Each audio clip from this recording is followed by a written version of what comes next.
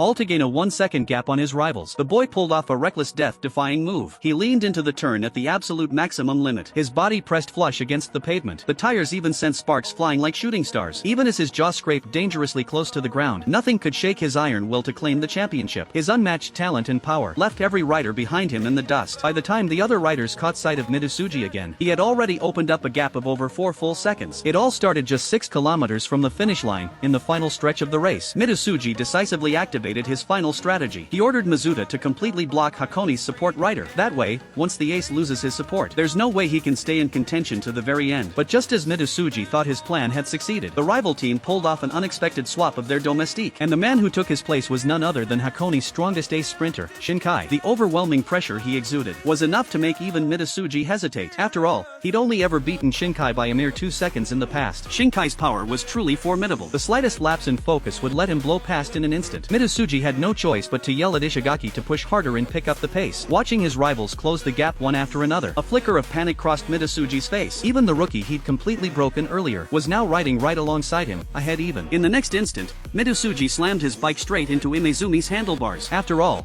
the weak had to be eliminated before the final sprint. But this time, Mitsuji had miscalculated badly. In this critical moment, no one expected Imezumi to deliberately slam his bike into the guardrail beside him. He used the counterforce to steady himself and stay upright. He was no longer the man he once was, the man who would give up at the first sign of defeat. It was clear that none of his cheap tricks would work on these riders anymore. If that's how it was going to be, Mitsuji immediately scrapped every last one of his strategies. This would be a pure, head-to-head battle of raw power to see who the strongest rider truly was.